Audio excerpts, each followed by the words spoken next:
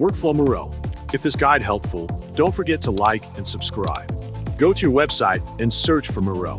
Click Sign Up Free to begin the registration process. You can sign up using your email or Google account, for example, using email. After signing in, set your password ensuring it contains 8 characters, a number, upper and lowercase letters, and a special character. Navigate to the template section on the left side of the interface. In the search bar, type Workflow to find available options. There are numerous workflow templates ready to use.